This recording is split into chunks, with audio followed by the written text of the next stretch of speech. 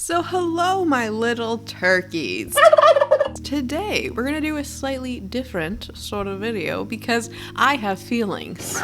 Now, as someone who first became addicted to Animal Crossing as a child on the original GameCube version, who then grew up to be an adult, Yeah, absolutely.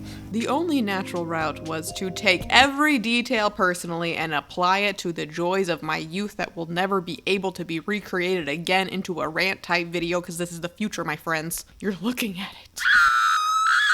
So with that being said, please like the video if you also enjoy critiquing things that people spend endless hours on to create something amazing that you will never be able to actually do but still have opinions on. So while I feel like there's a lot of characters New Horizons has done a little dirty, the first is Isabelle. Now, is this new information? No, we're all pissed, but every time I go to the town hall and talk to a villager and they're like, "Hey, you know Isabelle's the real brains behind this place, right?" I'm like, there was a time where we could have had this conversation, there was a time where I would have believed you, but now I want to, but I don't know. Part of the joy I got from this game for me was that once upon a time villagers were mean. They were kind of abusive. Like, they would say to you that made me feel right at home. You are an idiot! And while Tom wasn't always necessarily mean, he was a greedy son of a who in New Leaf I felt allowed Isabelle to actually be most of the brains behind operations. This woman was a workaholic that ran the world and now just reads me my lack of morning announcements because I never really have anything going on and can't leave the desk except for 4 Sundays out of the year? I don't know. For a second, I was like, maybe New Horizons didn't do her dirty because at least now she seems less stressed. But also, I don't ever really need to talk to you. Like, I want to. You're so cute. I wish I could see you walking around doing a little thing with your little sweater on, but every day you kind of just tell me the same story that, yeah, the first time I found charming, but now I just find myself jamming buttons to skip, and I end up feeling more bad for Isabelle than anything.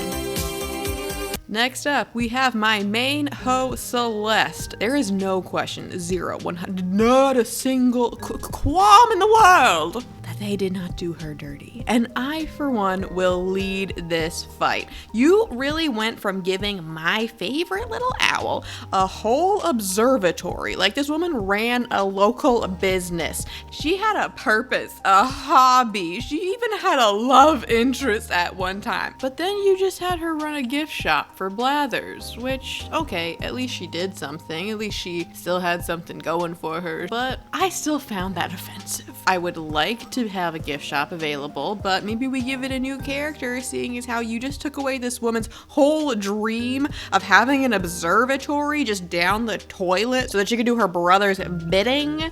And then, as if I was then not already offended enough for a fictional video game character that is likely made up of pixels and fairy dust, or however you make video games, you just turned her into a wandering ATM machine, except never even really, because she's never on my island, I swear to God. The audacity.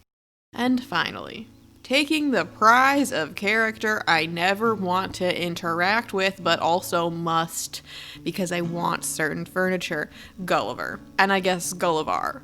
I don't really know. Like, they kind of confuse me. Like, are you just the same person, but one is your drag persona? Like, I'm here for that. I'm just wondering, has any of us ever really seen these two in the same room? So Gulliver himself is a cute concept. Bird, he talks too much, he makes horrible jokes, so he finds himself washed up on the beach, likely because his crew pushed him overboard. Mutiny. So cute. But in previous games, Gulliver would have fresh puzzles for you to solve that were nice and easy and kind of stereotypical. Or you could shoot spaceships down. And now, you just get to listen to the same dialogue to then wander the beach to find these stupid communicator parts, especially when you've decorated your beaches so you can never really find these, and it's just a whole ordeal that I don't really want to do.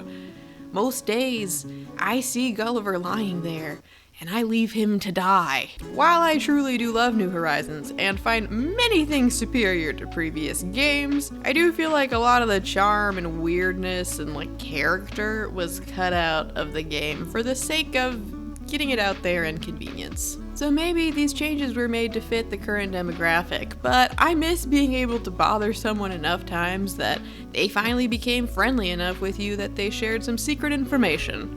Did this information actually change anything in my life? No. But when everyone's dialogue is always the same, and there's not really any distinction between personality types, talking to my villagers has become more of a forced habit than a small joy in my day. So really what I'm getting at here is the biggest character that was done dirty in New Horizons was me. Because that's what it's all about, folks. Me.